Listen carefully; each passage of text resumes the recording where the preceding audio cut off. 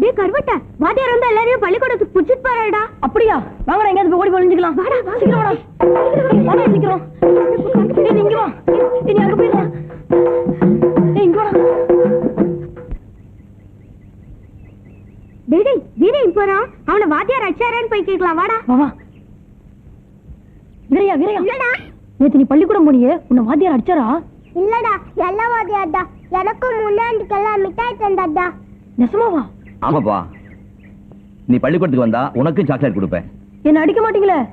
நிச்சயமா அடிக்க மாட்டேன். இவனையா பள்ளிக்கூடத்துக்கு கூப்பிடுறீங்க? இவன் நம்மளையும் சேர்த்து பண்ணி மேய்க்க சொல்லுவானுங்களே. பண்ணி எல்லாம் அவங்க அப்பா மேய்ச்சுக்குவாரு. அவங்க படிக்கட்டும். பள்ளிக்கூடத்துக்கு வரையா? சார் இந்த சாக்லேட்.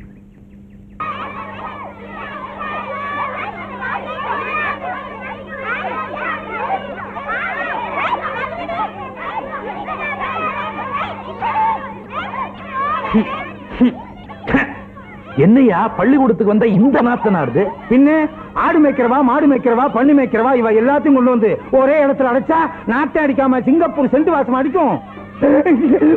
அங்க பாருங்க.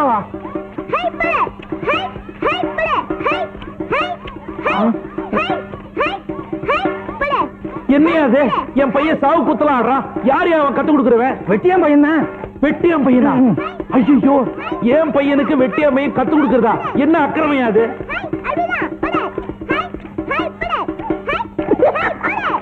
என் பையனோட உங்க பையன் ரொம்ப நல்லா ஆடுறான். வீட்டுல ஏதாவது தனியா டியூஷன் சொல்லி கொடுக்குறீங்களா? வர்ற ஆர்டிஸ்டுக்கு பையா. டேய் டேய் ஏண்டா வெட்டியாமையும் கூட சேர்ந்து கூத்து ஆடுறா? அதுக்குள்ள குழந்தைய வச்சு என்ன பிரயோஜனம்? நிறுத்துங்க. இவாளெல்லாம் ஒன்னா உட்கார வச்சா வாத்தியான் அவனை கேட்கணும். எங்க இருக்கிறான் அந்த வாத்தியான்? அப்பா அபிஷ்டு பக்கத்திலே வராத. இனிமே நீ ஆத்துக்கே வரக்கூடாது.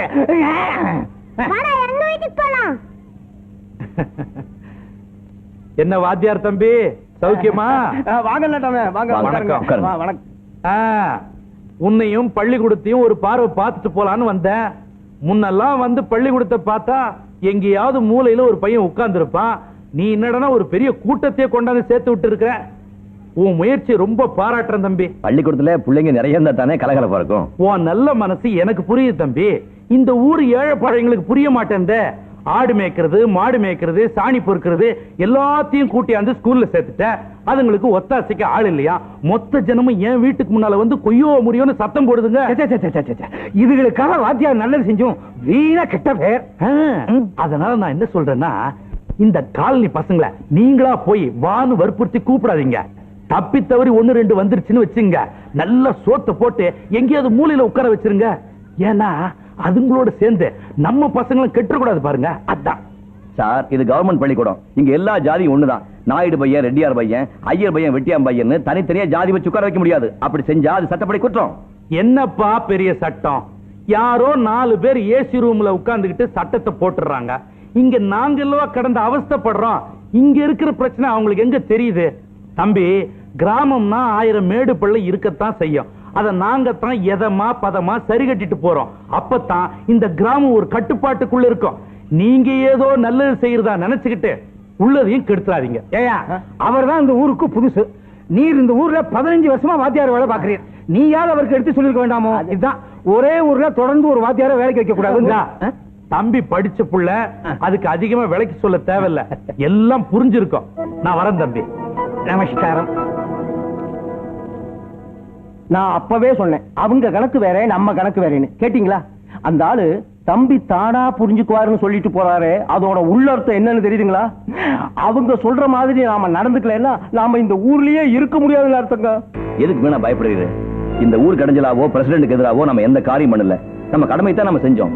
அது அவங்களுக்கு தப்பா பட்டா அதுக்கு நாம பொறுப்பு இல்ல. நீங்க போய் உங்க வேலையை பாருங்க, மற்ற நான் பாத்துக்கிறேன்.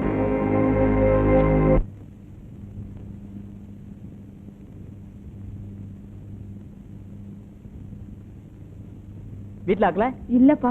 4 வீட்ல கையேந்தி வாங்க சாப்பாடு தான் நான் வேண்டாம்ல. அப்புறம் ஏன் போடுறீங்க? இன்னைக்கு ஒரு நாளைக்கு சாப்பிட்டுக்கப்பா. நாளையில இருந்து நான் வீட்லயே ஆக்கிடுறேன். பட்டினி கிடந்தாலும் கிடப்பனே தவிர இந்த பிச்சை சாப்பாடை சாப்பிட மாட்டேன். இந்த எடுத்துக்க. தம்பி, இன்னைக்கு மட்டும் சாப்பிட்டுக்கடா தம்பி. சோறு வேணாம், ஒண்ணு வேணாம் போ. இன்னைக்கு ஒரு நாள் சொல்ல பண்ணாதம்மா. என்ன சாப்பாடு பிடிக்கலையாமா துரைக்கு? இந்த சாப்பாடு மனுஷன் சாப்பிடுவானா? அப்படியா? எங்க நல்ல சாப்பாடு கிடைக்கும் அங்கே போய் வீட்டு பக்கம் தலை வச்சு படுத்த செருப்பு பிஞ்சு போயிடும்.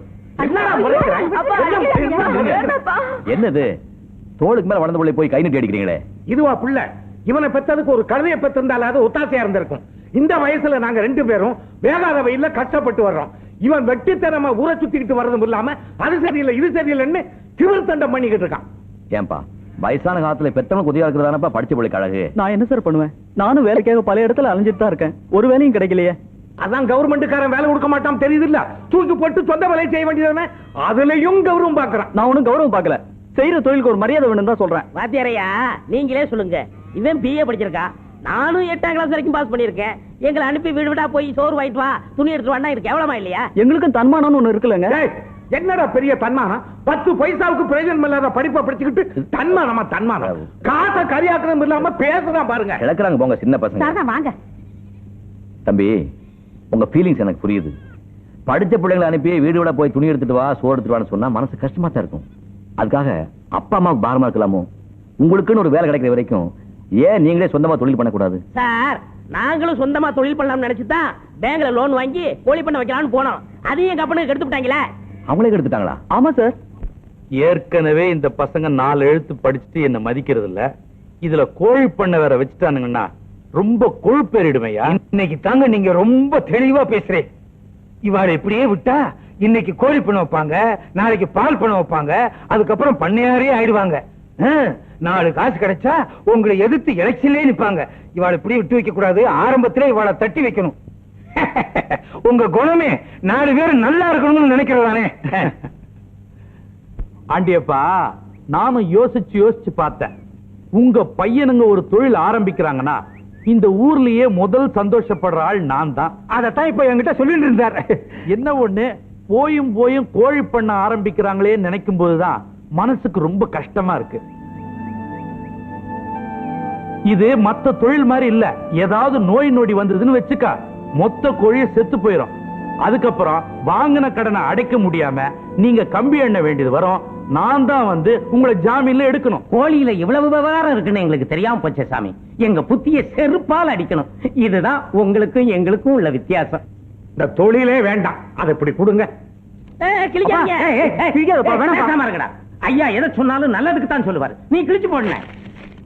தம்பி என்னதான் சரி பண்ணாலும் ஒருத்தன் வளர்ச்சியை இன்னொருத்தன் தடுக்கவே முடியாது. முயற்சி பண்ணா நீங்க நிச்சயம் முன்னுக்கு வந்துடுவீங்க. சொந்தமா நீங்க தொழில் பண்றதுக்கு நான் என்ன செய்யணும்னு சொல்லுங்க. டெஃபினட்டா செய்யறேன். எனக்கு ஒரு சின்ன செலவு கடை வச்சு கொடுத்துருங்க சார். அதுவே போதும். அப்படியே எனக்கு ஒரு சலூன் கடை வச்சு கொடுத்துட்டா இந்த வட்ட கிராப்பு கோண கிராப்பு உச்சி குடுமி இதெல்லாம் தூக்கிட்டு நம்ம ஊரையே அமெரிக்கன் ஸ்டைல்ல கொண்டாந்துற சார்.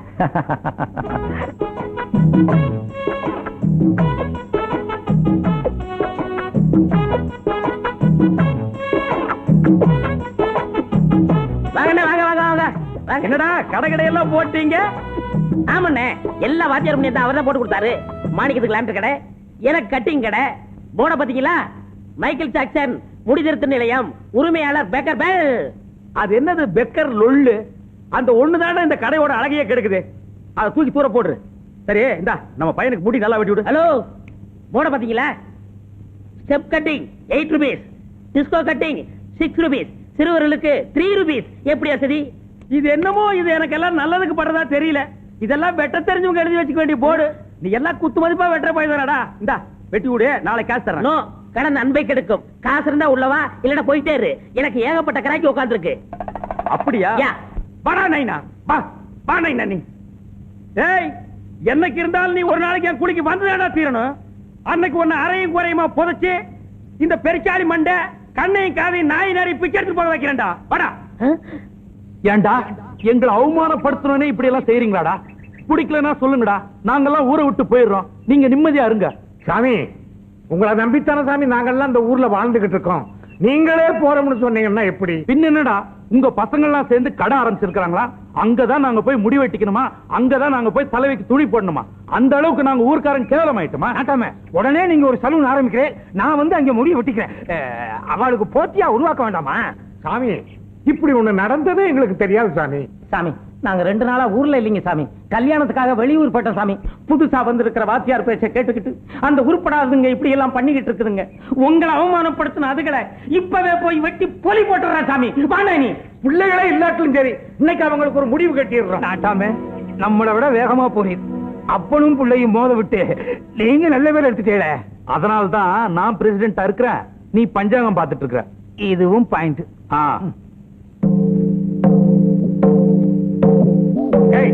என் பேரை கெடுத்து விட்டேடா. ஊருக்காரங்களுக்கு முன்னால என்ன தலைகுனிய வச்சு விட்டேடா. யார கேட்டு அந்த கடையை போட்டாய்? எடுத்து விட்டுறா. அப்பா விட்டுறா.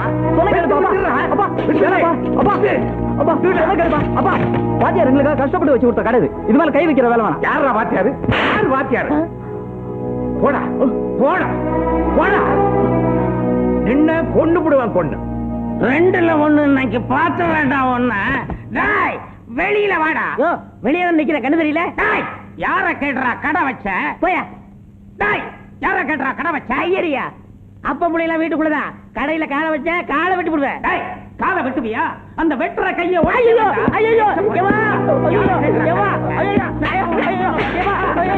போயிடுவேன். பாத்துக்கிறேன். நடக்கட்டும் விடுங்க தம்பி. கட்ட அண்ணா பிரிச்சு போடுறேன்டா. என்னங்க உங்களை தான் நிறுத்துங்க. பசங்க கஷ்டப்பட்டு கடை வச்சிருக்காங்க, அதே பிடிச்சு போடுறீங்க. வாங்க. உங்களால எங்க பசங்க கெட்டு குட்டிச்சவரா போயிட்டாங்க. சும்மா இருந்த பசங்களை தூண்டி விட்டு ஊருக்குள்ள பெரிய பிரச்சனை உண்டு பண்ணிட்டீங்களே. அவங்க இங்க கடை போட்டுக்கிறதுனால ஊருக்கு என்ன கடைஞ்சல்? அதுதாங்க இடைஞ்சல. நான் பரம்பரையா வீடு வீடா போய் தான் முடி வெட்டிட்டு வரேன். அவரு துணி எடுத்துட்டு வராரு. திடீர்னு ஒரு கடையை போட்டுவிட்டு எல்லாரும் இங்கதான் வந்து முடிய வெட்டிக்கணும், துணியை போடணும்னா இந்த ஊர்க்காரங்களை அவமானப்படுத்துற மாதிரி இல்ல? எனக்கு அப்படி தோணல. உங்களை நீங்களே அவமானப்படுத்திக்கிற மாதிரி தான் தோணுது. அட போவாத்தியார, கொஞ்சம் விட்டா எங்க பழப்புல மண்ணள்ளி போட்டுருவோம் போல இருக்க. இருடா. இந்த பாருங்க தம்பி, இதுகெல்லாம் காலங்காலமா கை கட்டியே பழகுனதுங்க. திடீர்னு ராஜா வேஷம் போடுனா ஒத்து வருமா? அதெல்லாம் வராது. நீங்க வாங்க. இவங்க எல்லாம் நல்லா இருக்கணும் தான் நான் இவ்வளவு கஷ்டப்படுறேன். அதை கூட புரிஞ்சுக்க மாட்டேங்கிறாங்க. யார் புரிஞ்சுக்க மாட்டாங்க? என்னடா ஒரு வாத்தியாருங்கிற மரியாதை கூட இல்லாம என்னமா பேசிக்கிட்டே இருக்கியே? போடா போடா போங்க எல்லாரும். இத பாருங்க தம்பி, இதுகெல்லாம் நன்றி கெட்டதுங்க. நல்லது செய்யறவங்களே திருப்பி கடிக்கும். உங்க கை பணத்தையே செலவு பண்ணிட்டு நீங்களே என் கெட்ட பேர் வாங்கிக்கிறீங்க. வாங்க வாங்க. இந்த பாருக்கா தாயி, உங்க அப்பா மனசு மாறி நம்ம 2 பேர்த்தையும் ஒண்ணு சேர்த்து வைப்பாங்கிற நம்பிக்கை எனக்கு எப்பவோ போயிருச்சு. நாம 2 பேரும் ஒண்ணு சேரணும்னா அதுக்கு ஒரே ஒரு வழிதான் இருக்கு. என்ன வழி? பேசாம நம்ம ஒரு குழந்தைய பெத்துக்குவோம். கதையே எதுக்கு சொல்றேன்னா, நாம ஒரு குழந்தைய பெத்துக்கிட்டா பேர முகத்தை பார்த்த சந்தோஷத்துல உங்க அப்பா நம்மள ஒண்ணு சேர்த்து வச்சிருவாரு. விரல் வைக்க இடம் கொடுத்தா உரல் வைக்க இடம் கேப்பியே. இந்த விஷயம் எங்க அப்பாவுக்கு தெரிஞ்சது, உன்னை என்னை 2ஆ வெட்டி பலி போட்டுருவாரு. எப்படியோ உங்க அப்பன் கையால தான் நமக்கு சாவுங்கிறது முடிவாய் போச்சு. நம்ம சாகிறதுக்கு முன்னாடி ஒரு குழந்தைய பெத்துக்குவோம். ஒரே ஒரு குழந்தை. கத்தாய் வா. தவறு யாரோ ஒரு புண்ணியவான் நமக்காகவே குடிசையை போட்டு போயிருக்கான். யாரும் வர்றதுக்கு முன்னாடி கதை கதை கதை கதை கருப்போ சிகப்போ ஒரு குழந்தைய பெத்துக்கலாம். கத்தாயி ஒரு குழந்தைக்கு வழி சொல்லாம உன்னை நான் விட மாட்டேன். காத்தாயி ஏன் நடக்காது? ஊர்ல நாங்க ஒரு சின்ன கடை வச்சதே உங்க அப்பனால தாங்கிக்க முடியல. எங்க அப்பாவெல்லாம் தூண்டி விட்டு அடிச்சு உடச்சு நொறுக்கிட்டாரு. அப்படி இருக்கும்போது நம்ம காதல் எப்படி ஏத்துக்குவாரு? அவர் ஏத்துக்காடி போறாரு. எனக்கு எங்க அம்மா இருக்காங்க, அவங்க நம்மள சேர்த்து வைப்பாங்க.